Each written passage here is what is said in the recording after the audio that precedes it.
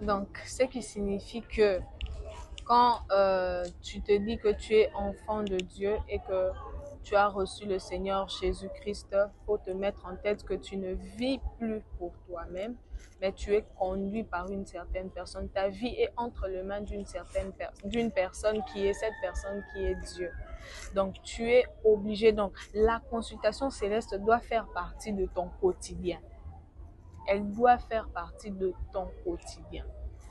Et si je peux faire juste un petit rappel dès les débuts, j'ai dit que la consultation céleste, c'était le fait de demander à la vie de Dieu par rapport à certaines choses que l'on fait, de demander la vie venant d'en haut, venant du ciel, venant de Dieu.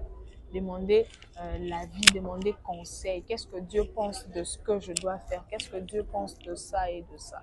Donc, c'est très important.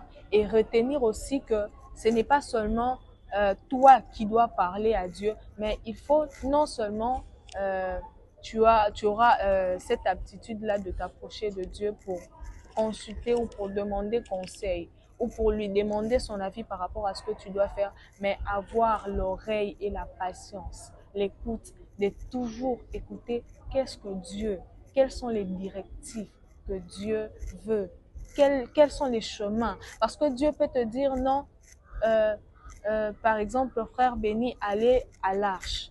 Tu vois, toi tu te dis non, je vais aller à l'arche. Mais il faut avoir cette patience-là d'écouter de comprendre que pour aller à l'arche, peut-être que Dieu ne voudra pas me faire passer par la route que je prends généralement. Peut-être qu'il va me faire passer par le boulevard et prendre Prince Mobutu pour arriver jusqu'à l'arche. Donc, c'est très important de toujours être à l'écoute.